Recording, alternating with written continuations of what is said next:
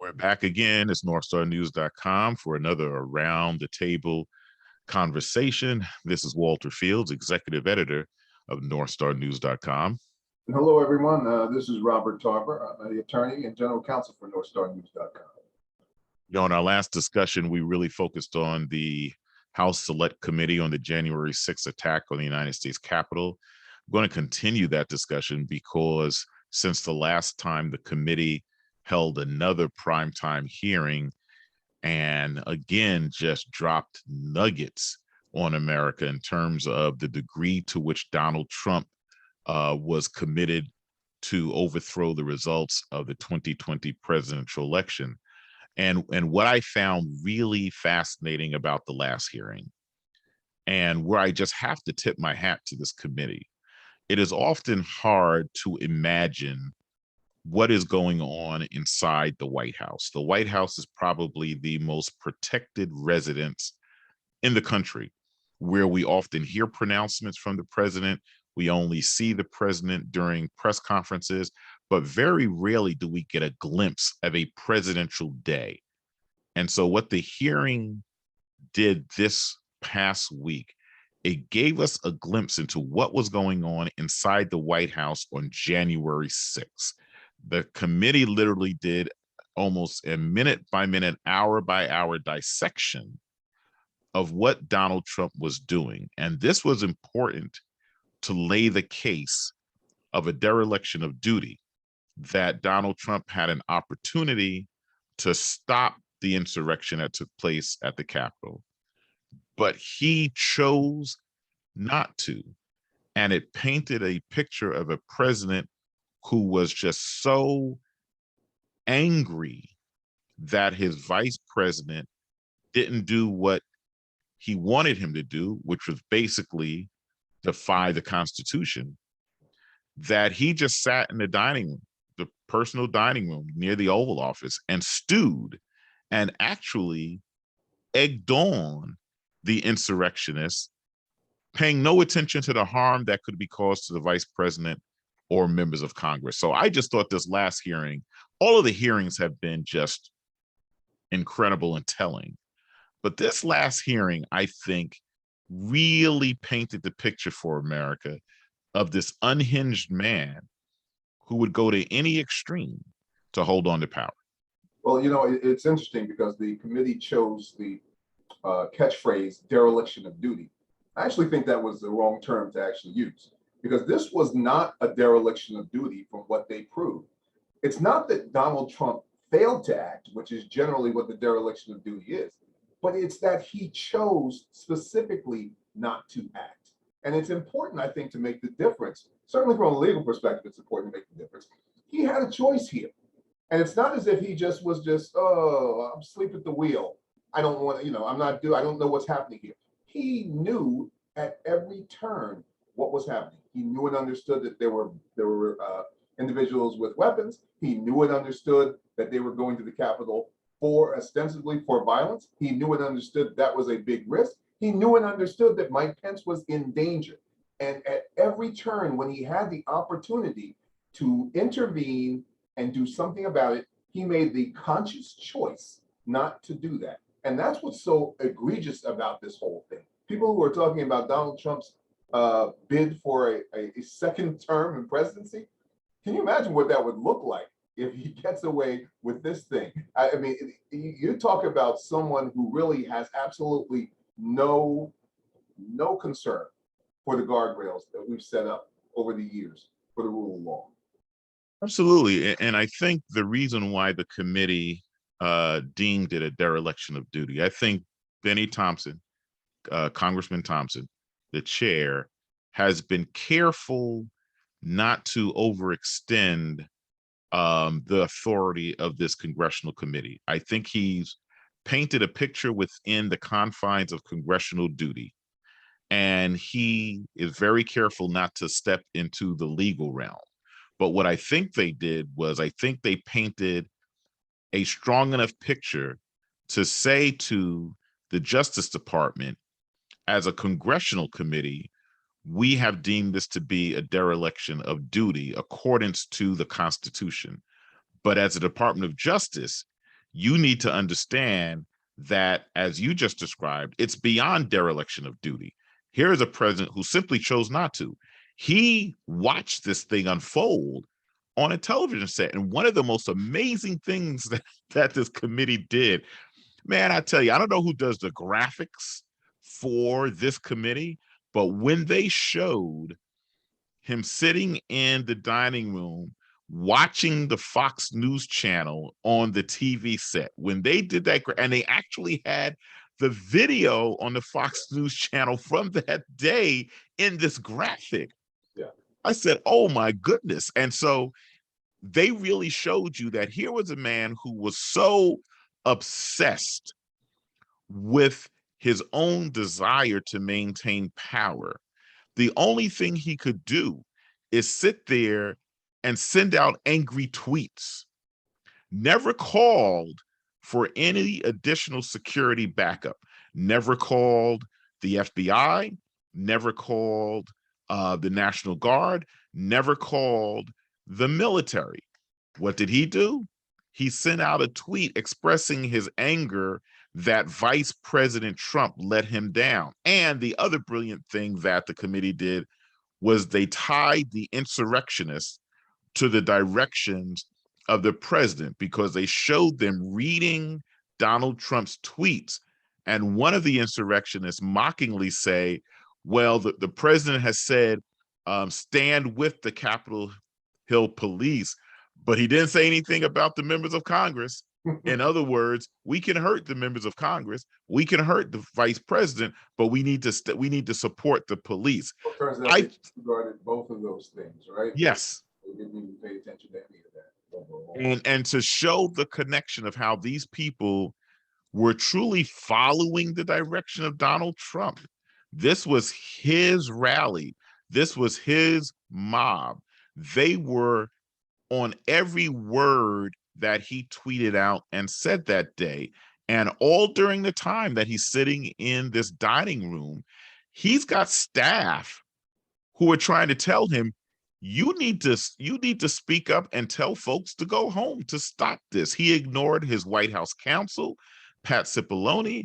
He ignored his daughter, Ivanka Trump. He ignored a number of staff members who were just beside themselves that this violent mob had descended upon the United States Capitol and had broke in the Capitol and were committed to violence to stop the certification of the election. So, I think in the last couple of weeks, and I know you and I have discussed this a lot, the odds of an indictment coming against Donald Trump. And I think for each of our own concerns, we kind of took the view that it should happen, but that's a tall order for U.S. Attorney General to criminally indict a former president. But man, the last couple of weeks in hearings and what we're hearing coming out of Georgia, oh boy, that the Fulton County prosecutor is full steam ahead. Yeah, let's talk about this from a legal perspective. Last week when we talked, I threw out a phrase, and I'm going to keep repeating this because this is important. This is going to be part of the DOJ's consideration, and that's this: that a person intends the natural and reasonable consequences of their actions. Throw in something else with that. Person intends the natural and probable results of their inaction. And so what this committee did, which is very important, they supplied a very important cog in the wheel for prosecution of Donald Trump with the Department of Justice. What they did is they supplied the idea that his behavior, his actions, and his inactions demonstrated his state of mind. Here, you're not going to have any place where Donald Trump is going to say, go down to the Capitol, bring Mike Pence out, hang him by his neck. That's not going to be found anywhere in any text, although we don't know what's in the Secret Service says. We'll come back to in a minute. But that's not going to be there. So what a jury, what a grand jury, what anyone is going to have to figure out is what was in Donald Trump's mind.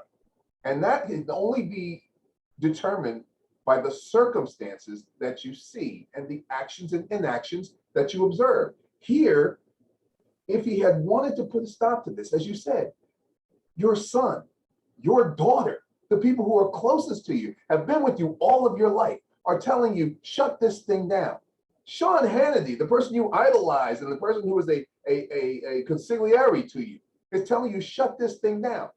All of these people are telling you what you should do and must do. And in the face of all that, he fails to do it. So this was the final part that I think this committee needed to supply. They already have the idea that of what Donald Trump knew. Now they have the idea of what Donald Trump was thinking in his head. And that's what's important from a legal perspective. You know, the icing on the cake for me were the outtakes from his January 7th speech, where he could not bring himself to say the election is over, right? Where he could not bring himself to say that these people were in fact criminals. He struggled so mightily with what essentially was a 3 to 4 minute speech, Yeah. because he still wanted to defend the indefensible. And he continues to do that today. I think that's the other piece of this. It would be one thing if he had shut up after January 6th, but he continues to spew this notion that the election was stolen. Yeah. And see, I now believe that Merrick Garland doesn't have a legal challenge to bring an indictment. I think it's there. I think Merrick Garland has a political dilemma. A president has never been criminally indicted.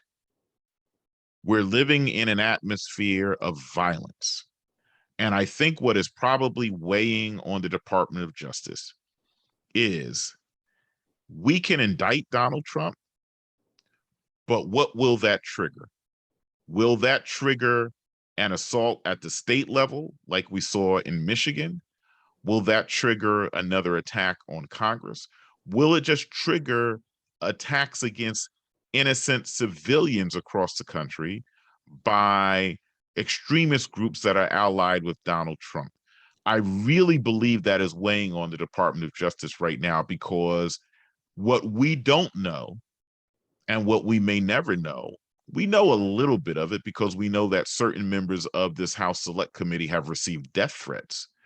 What we really don't know is what the communications trail has been that the Department of Justice and the Secret Service has had access to since the start of the hearings, right? We don't know what threats have been transmitted since the start of the hearings. So I think for Merrick Garland, that is weighing on him in a mighty way. Now, the other thing, and you alluded to it, you know, what's clear is Trump was trying to co-opt the entire federal government infrastructure in order to stay in power.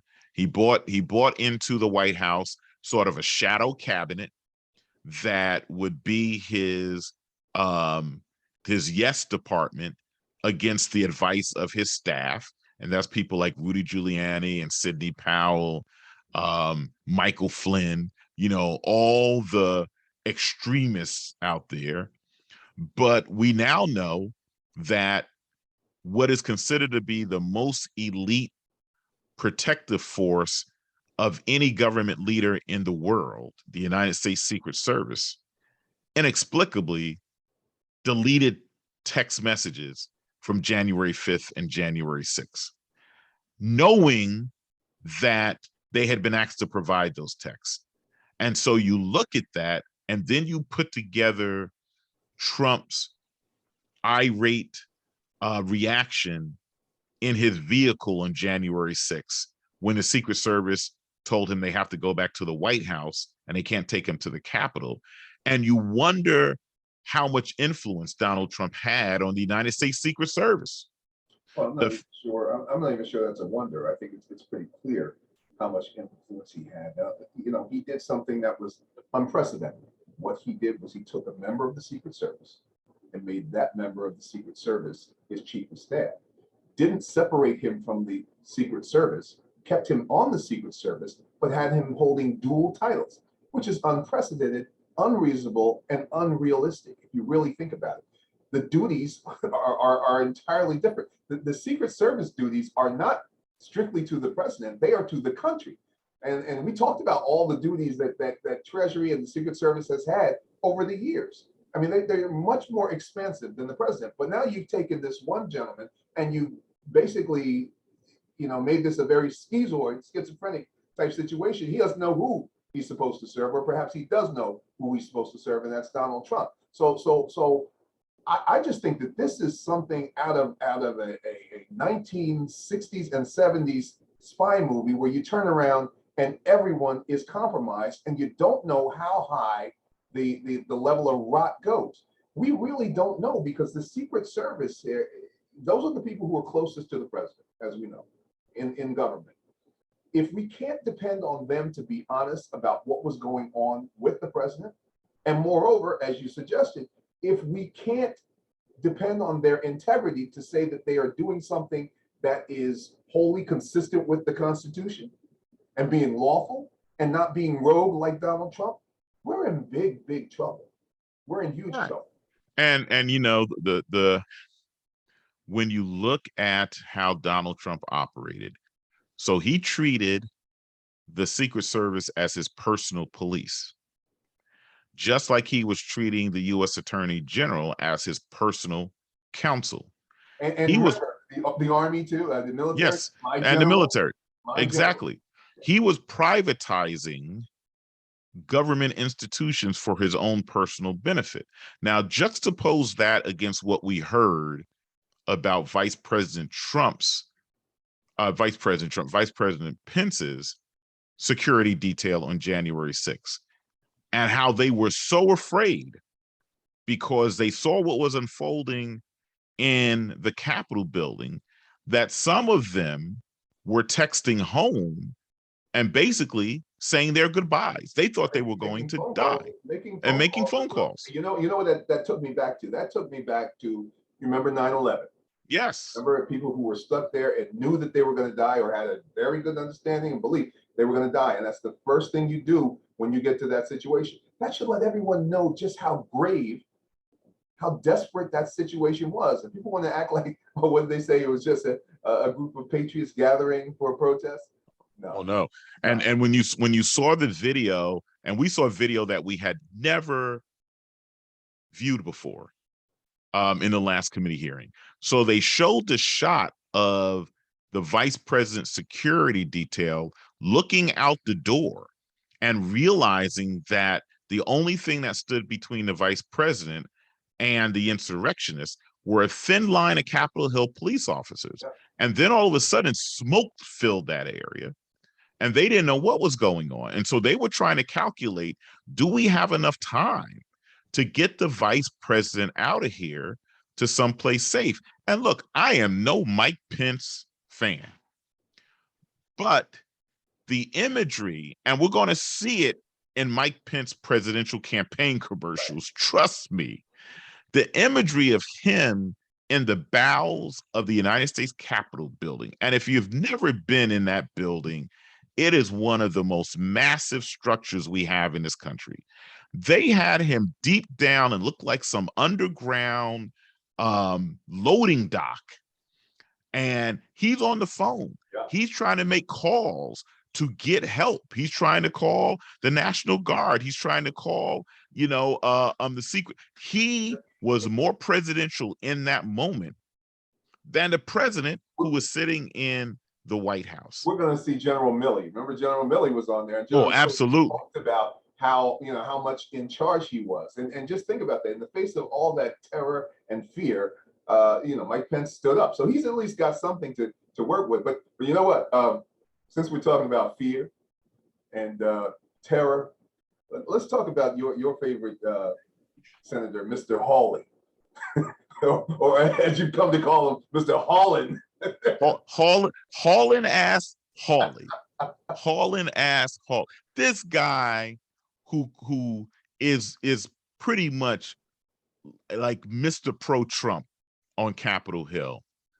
The image of him giving a salute to the mob that was assembling at the Capitol for the rally.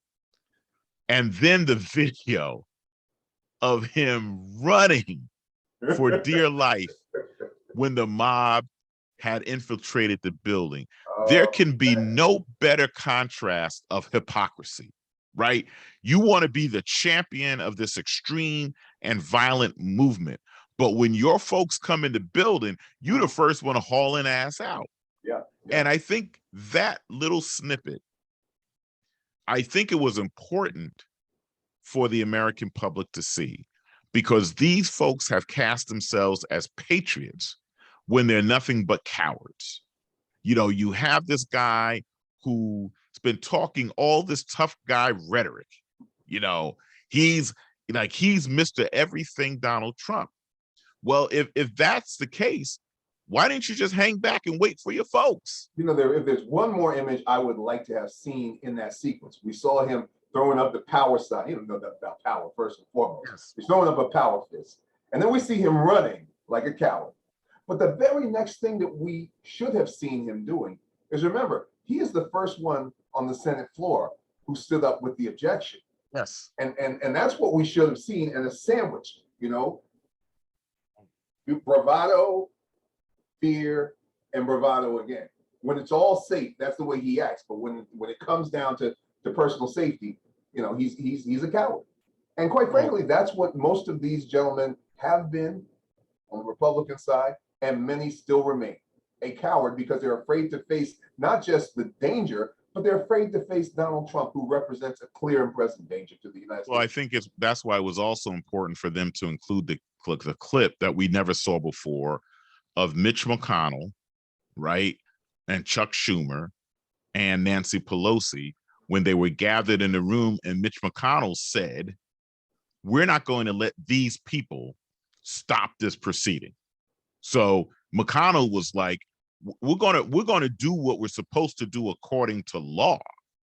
And I don't care what these people think. And I thought that was an interesting juxtaposition, because Mitch McConnell has been very quiet throughout these hearings, because I think Mitch McConnell, he's no dummy. He's an old Washington player.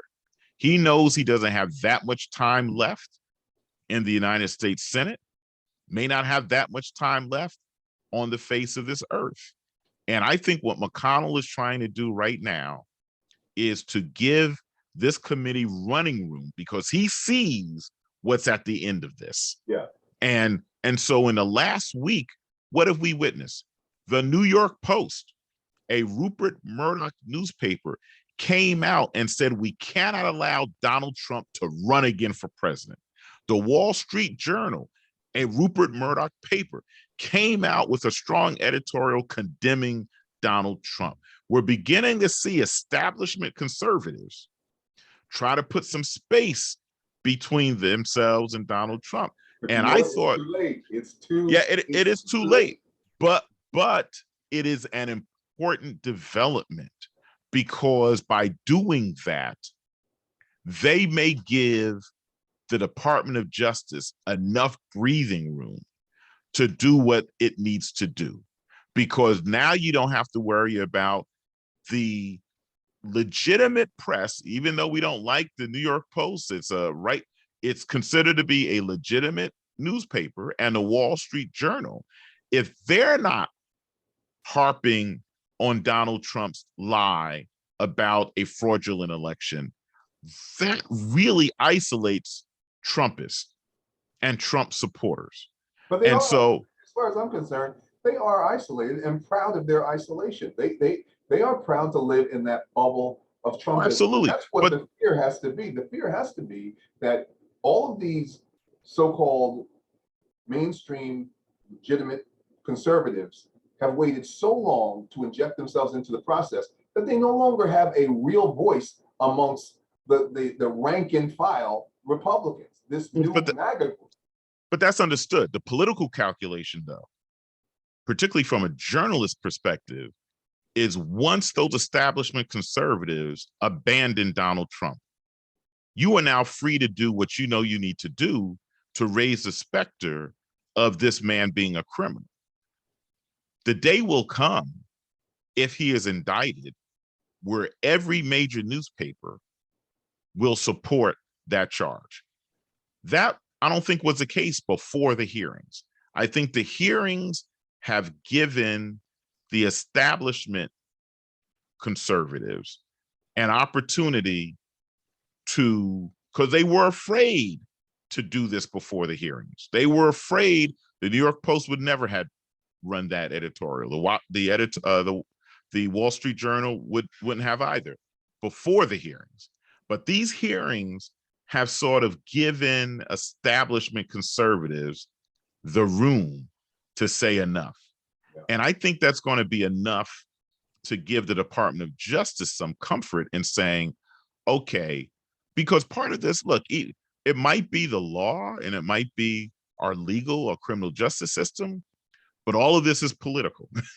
And so part of what they have to get to is that comfort level that once they make a move, that they will have the majority of the country saying, yeah, we agree. And I think we're nearing that tipping point.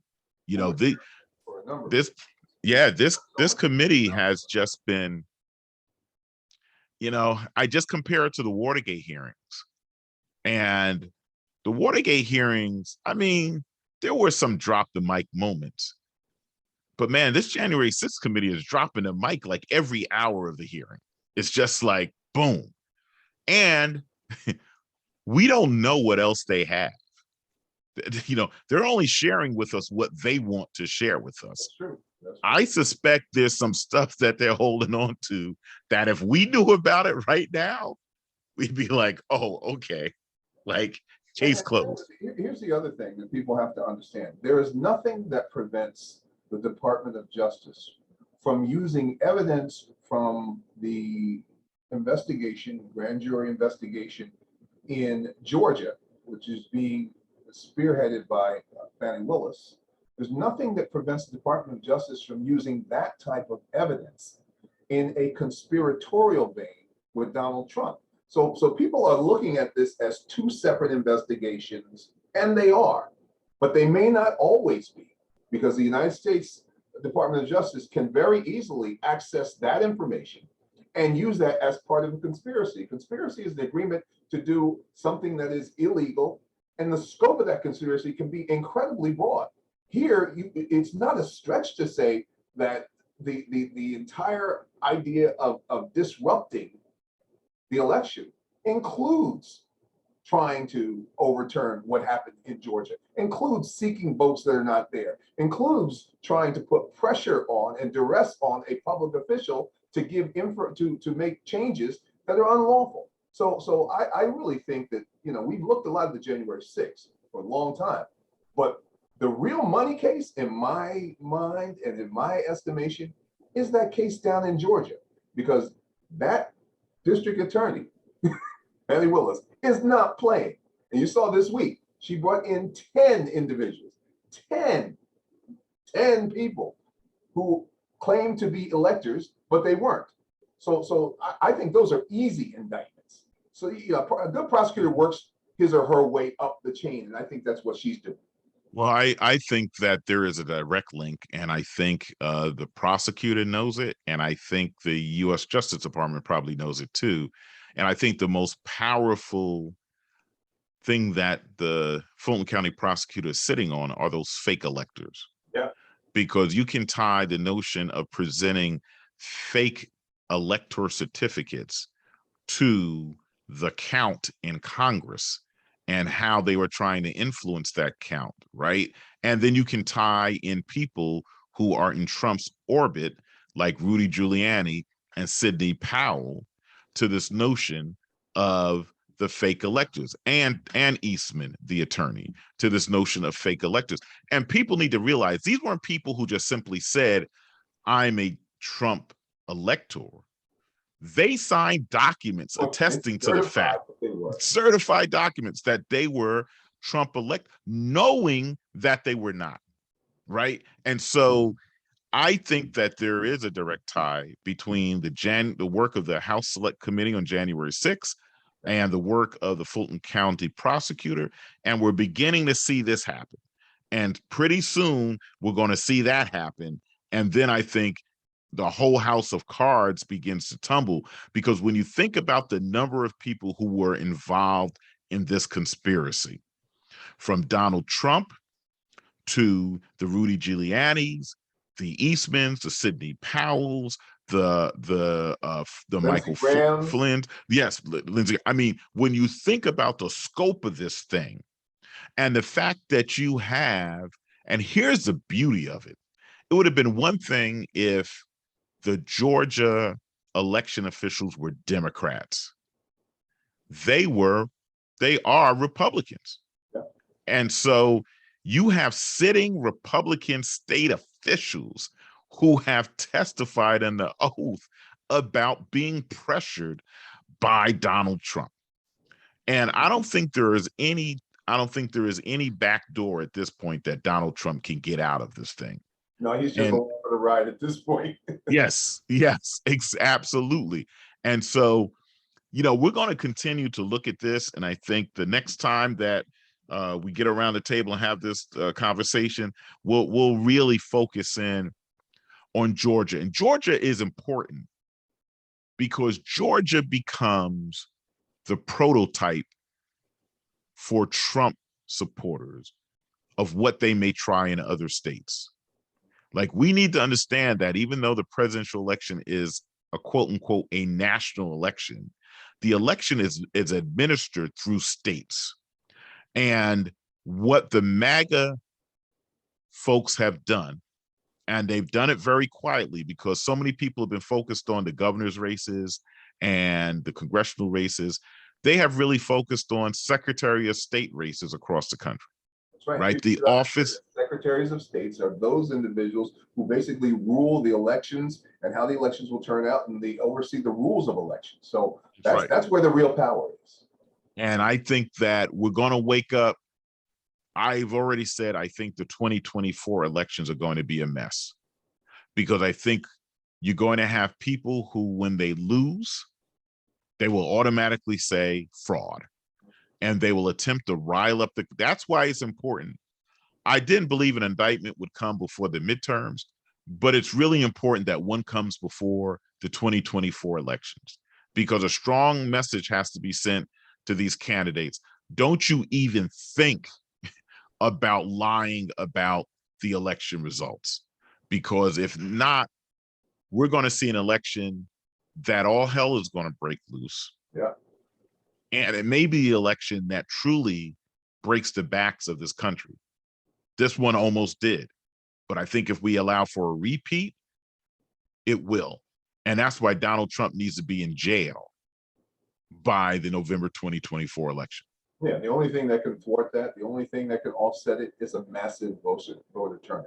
And that's Absolutely. Why, we particularly we as Black people need to be focused on that as our main effort. Make sure that we get out the vote and make things happen. And that becomes even harder with some of the rules they've implemented in certain states to cut that pathway off in terms of a voter surge. So we're in a bad place right now. And folks need to understand this, that this is probably the worst place that we have been as a community since post-Reconstruction, since the Black codes. Like, these people have set it up to make sure that our voices and votes will be diminished and will not have impact in another presidential election. So we're going to cut it off at there, and we're going to come back next week and continue this conversation. This is Walter Fields, executive editor of NorthstarNews.com. And I'm Rob Tarver. Until next time.